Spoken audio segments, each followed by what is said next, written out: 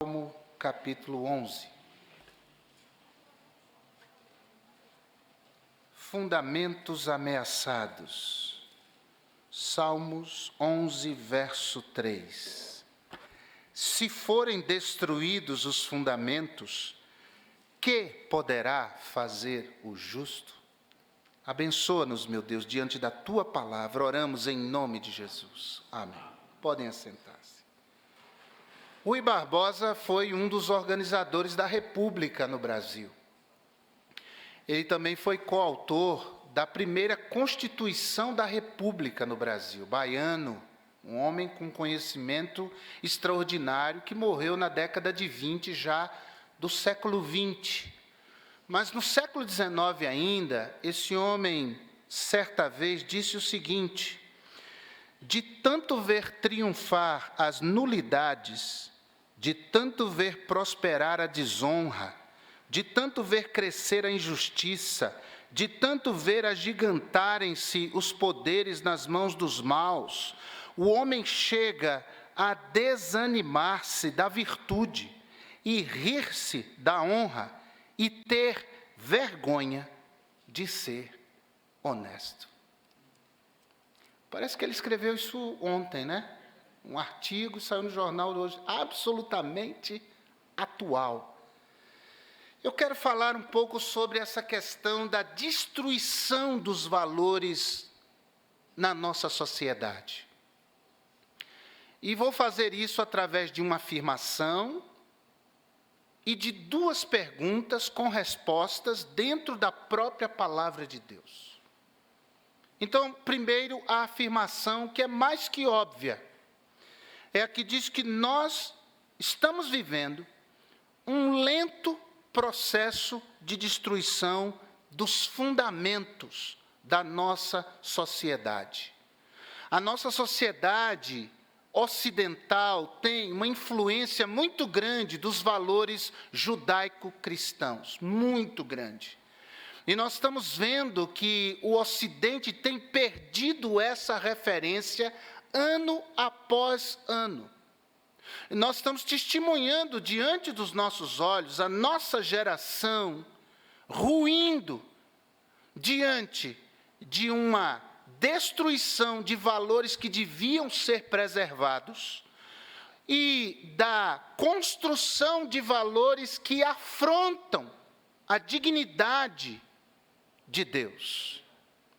E pior ainda, em algumas situações não há só a destruição, mas nem a construção de algo que se coloca no lugar. Ou seja, a ideia de não haver valores absolutos.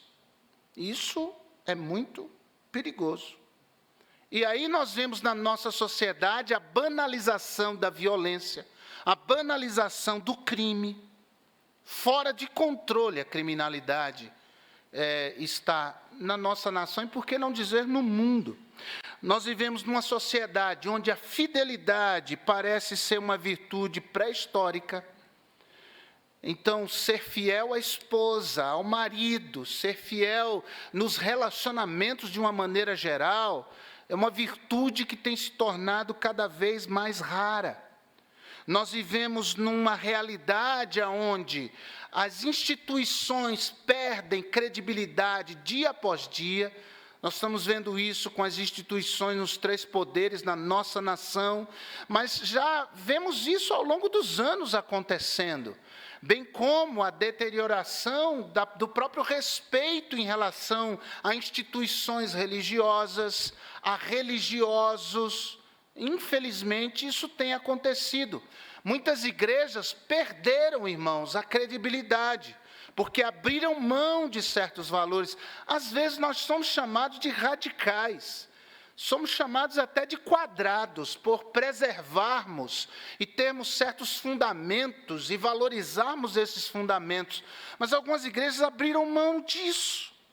E nós vemos, não poucas vezes, tantos escândalos envolvendo aqueles que deveriam dar bom exemplo e, com seu bom exemplo, mostrar a beleza de Cristo e a seriedade do que é ser servo de Deus. Quando os fundamentos são destruídos, irmãos, uma população inteira está em perigo e por isso se desespera. Quando os fundamentos vão sendo destruídos, a população fica sem perspectiva positiva em relação ao futuro. Esse salmo fala de Davi fugindo de Saul. E Saul era a autoridade máxima em Israel. Não havia ninguém que, humanamente falando, cobrava Saul. Ele era a autoridade, ele era a lei, ele dava as ordens, e essas ordens deveriam ser cumpridas à risca. E Davi era o homem que estava na alça de mira, se a gente pode usar essa metáfora, na alça de mira do rei Saul, movido por ódio, movido por ciúme, movido por amargura, movido por carnalidade. Ele passa a perseguir Saul, o absoluto. E nós estamos vendo essa destruição de valores tornar-se algo absoluto na nossa sociedade. Os critérios de justiça vão ruindo. Os critérios de moralidade vão sendo deixados de lado. A nossa sociedade está literalmente convidando Deus a se retirar do meio dela para que possam viver segundo os desejos do seu coração. Essa é a minha afirmação.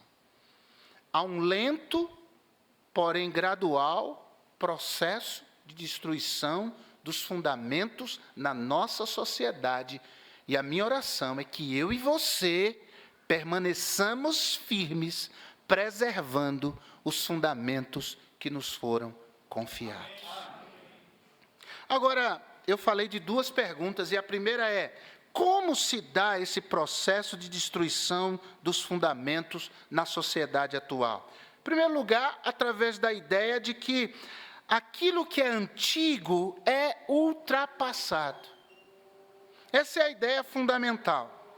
Ou seja, a era moderna trabalha em prol de destruir tudo aquilo que é tradicional.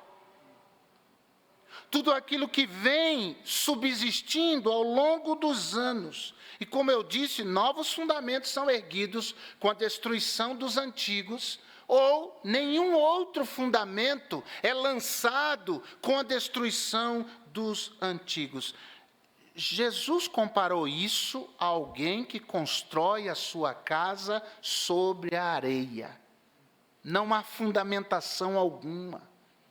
Isso significa, irmãos, que ao abraçarmos fundamentos que não vêm de Deus, fundamentos que não são prescritos na palavra de Deus, nós estamos edificando a nossa vida sobre um fundamento movediço, e a nossa vida ruirá por certo, assim disse Jesus, o Deus que não mente, o Deus que afirmou: eu sou a verdade. Como é que se destroem os fundamentos na nossa sociedade? Também através da ideia de que ter limites é prejudicial. Ou seja, é proibido proibir.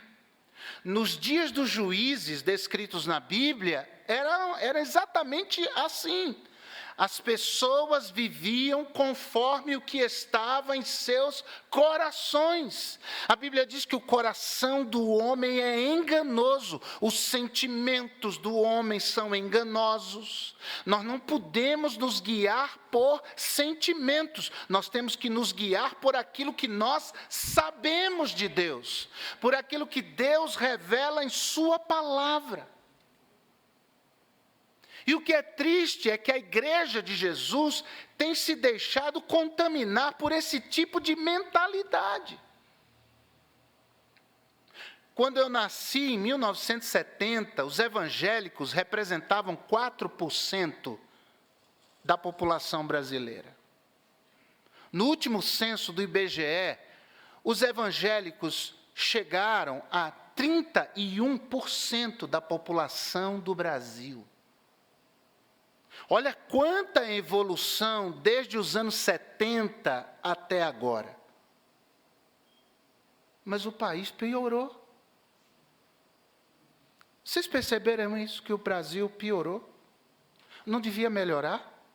Se cresce no Brasil um povo que tem uma boa moral, bons costumes, que tem princípios bíblicos, que procura agradar a Deus, que procura preservar valores como honestidade, como retidão. Imagine como pureza, como moral, como casamento, como a família. O país não deveria ter percebido nitidamente esse foco de melhora. Por que piorou? Há duas razões fundamentais. A primeira é porque os verdadeiros cristãos não estão, de fato, brilhando como deveriam. Não estão influenciando como deveriam.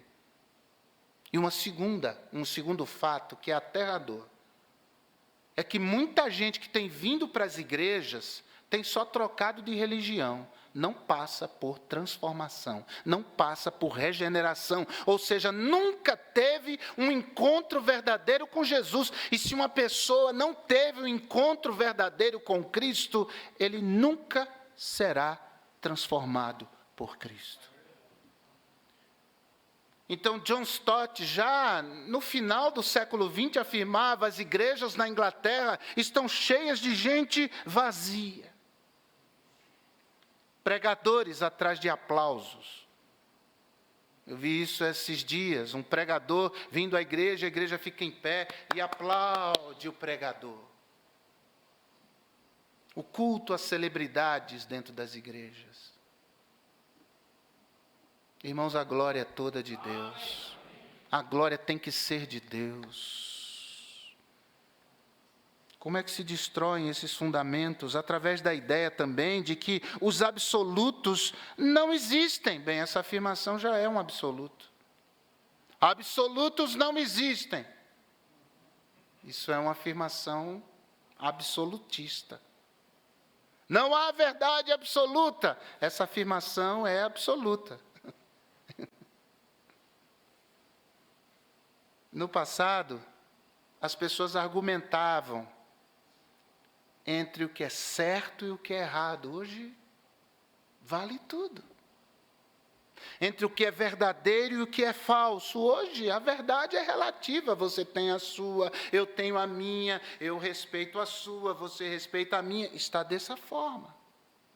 Eu não estou dizendo que não devamos respeitar. Mas eu estou dizendo que nós devemos defender a verdade que cremos, porque ela não é nossa, ela é do Senhor. Hoje se nega o conceito de moralidade, de verdade, colocam sentimentos acima de tudo. Eu converso com pessoas assim, irmãos. Eu quero me separar da minha esposa porque eu não sinto mais. Como assim eu não sinto mais? É uma sociedade guiada pelo sentimento. Uma pessoa me dizia: não, mas eu orei a Deus e aí eu senti que era para eu me separar. Falei: não pode, sabe por quê? Porque você está dizendo que Deus te fez sentir isso para se separar. Mas aqui Deus diz outra coisa, Ele diz: eu odeio separação. Eu odeio divórcio, eu amo o casamento. Eu criei o casamento e os homens criaram o divórcio. E eu disse assim, com muito respeito, eu quero lhe dizer: Deus não falou com você. Esse sentimento é puro coração humano. Pode estar magoado, pode estar doente, pode estar entristecido, pode estar desanimado, mas é o seu coração. Isso não tem nada a ver com Deus. O que Deus quer é o casamento. E diz: fui mais longe, você não precisa orar, é só abrir a Bíblia para ver o que Deus diz. Como é que os fundamentos são destruídos? Através da ideia também de que os fins justificam os meios. É o pragmatismo. Olha, contanto que a gente consiga alcançar os nossos objetivos, o que a gente fizer está valendo. E é muito triste, irmãos, que isso entra dentro da igreja, muitas vezes. Não importa se é certo, importa se dá certo. Aí você vê uns negócios assim que você fala: rapaz. Algumas igrejas no meio evangélico, aí pinta tudo de preto, a luz, aquela luz bem suave. Aí o pastor vai falar. Aí toca uma música bem suave assim, enquanto o pastor está falando. que é isso? A palavra de Deus, irmãos, ela não precisa da nossa ajuda. Não precisa de uma música de fundo para convencer os corações, para deixar as pessoas mais abertas para Deus. O que é isso? Massagear o ego das pessoas, o coração das pessoas. Eu não estou dizendo aqui de ser mal educado, de ser desrespeitoso, mas, meus amados, nós temos que pregar a palavra e somente a palavra. Lutero dizia que a palavra de Deus é como um leão. Solta o leão, você vê o que é que o leão faz? Prega a palavra para você ver o que é que a palavra realiza, o que ela faz, o que ela produz. Dê ouvidos à palavra para você ver o que é que a palavra de Deus realiza na sua vida. As pessoas não querem mais a exposição das Escrituras, elas querem uma palavra que massageie o ego delas. Isso não é o seu caso, eu estou dizendo de maneira geral. Infelizmente. Você sabe que há pastores indo fazer curso de coaching para vir para os púlpitos e usar técnicas coaching.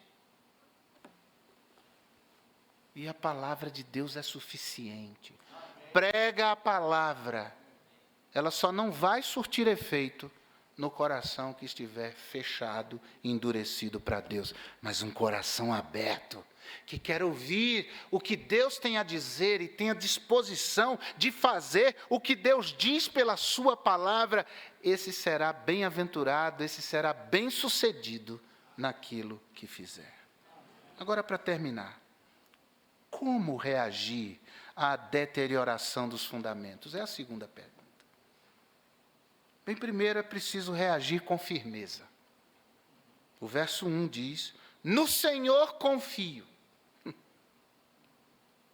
Reaja com firmeza. A minha confiança está no Senhor. E se a sua confiança está no Senhor, a sua confiança também está na palavra do Senhor. No que Deus diz. Então, não importa se os fundamentos estão sendo destruídos ao seu redor, continue confiando no Senhor, continue confiando na palavra do Senhor, continue vivendo debaixo da palavra de Deus. Agora vai ter gente falando, como falaram a Davi. Olha lá. No Senhor confio. Como dizeis a minha alma? E ele fala dos conselheiros, né? Fugi para a vossa montanha como um pássaro. É fugir, é recuar. Olha os argumentos que os conselheiros usavam. Verso 2. Pois eis que os ímpios armam o arco, põem as flechas na corda, para que com eles atirem as escuras aos retos de coração. Então, eles falam de pelo menos algumas estratégias. Primeiro, eles dizem a violência do inimigo é implacável. E é mesmo. É cancelamento pela internet. Então, nos chamam disso, daquilo. Olha, o povo evangélico é um povo que viveu, irmão, debaixo de muita oposição ao longo da história nesse país. E que foi alvo de toda sorte de preconceitos. Eu era chamado, quando garoto, na escola de protestante. O Ebenezer é protestante. E a maneira como me tratava era uma maneira preconceituosa. Mas, irmão, crente não tem esse negócio de ficar de autocomiseração, de vitimazinha, tadinho de mim, fiquei traumatizado, porque nada, para nós é um privilégio sermos perseguidos por sermos filhos de Deus, por servirmos a Deus e por honrarmos a Deus. Ruim é ser perseguido quando a gente faz coisa errada, a Bíblia diz isso. Eles diziam também, a política do inimigo é enganadora. Eles estão com as flechas e os arcos armados contra você, e eles agem traiçoeiramente na escuridão. E eles dizem, a ação do inimigo é demolidora. Eles destruíram os fundamentos. Eles arrancaram os marcos antigos. Fugir é fácil, irmãos. Mas a Bíblia nos chama a reagir com firmeza. E Jeremias disse assim: Senhor, eu não vou mais falar em nome do Senhor, não, está muito difícil. Jeremias 20, verso 19. Elias disse: Senhor, eu vou fugir, porque a minha vida está sendo ameaçada por Jezabel. 1 Reis, capítulo 19, versículos 10. Jonas fugiu, ele queria fugir para Tarsis, porque tinha medo da oposição dos assírios, do que poderia acontecer com ele. Pedro tentou persuadir Jesus a fugir da cruz. Mas Deus disse que o justo viverá da fé. E se ele recuar, a sua alma não tem prazer nele. E eu quero que Deus tenha prazer na minha alma. É preciso reagir com confiança, é preciso reagir com fé. E Davi encontrou razões para triunfar sobre o medo da perseguição. Versículo 4. O Senhor está no seu santo templo. O trono do Senhor está nos céus. Os seus olhos estão atentos. As suas pálpebras provam os filhos dos homens. Que coisa maravilhosa. Davi fica firme e confia em Deus, porque Deus está no trono. Porque Deus está no seu santo templo. Porque Deus é soberano, louvado seja o Senhor. Então a soberania de Deus era um grande incentivo para Davi permanecer firme. Mas não só isso, a soberania, mas também o juízo de Deus. Versículo 6. Sobre os ímpios fará chover laços, fogo, enxofre e vento tempestuoso. Isto será a porção do seu copo. Porque se não pagar aqui, pode ter certeza, vai pagar lá. Mas do juízo de Deus não escaparão. Esses que afrontam o Senhor não escaparão do seu juízo. Essa é a palavra de Deus. E Deus julgou tanta gente ao longo da história bíblica, hein? Mas Davi também confiou na recompensa de Deus. Verso 7 e é o último versículo da noite. Porque o Senhor é justo e ama a justiça, o seu rosto olha para os retos. Há uma recompensa em permanecer reto na presença de Deus, em andar em retidão. É lindo isso, o Salmo começou com Deus, a confiança em Deus, e termina com Deus, a recompensa de Deus sobre aqueles que o temem. Então Davi vê a sociedade destruindo os fundamentos, mas ele também olha para cima e vê Deus no céu reinando soberano. E não impassível, mas um Deus que vai responder à afronta daqueles que tentam destruir os fundamentos que ele instituiu. E que Deus nos ajude a permanecermos firmes como igreja de Jesus. Amém? Que Deus nos mantenha firmes e de pé, mas sabendo que o Senhor vai nos recompensar pela nossa fidelidade, pelo nosso amor ao Senhor. Amém? Você podia curvar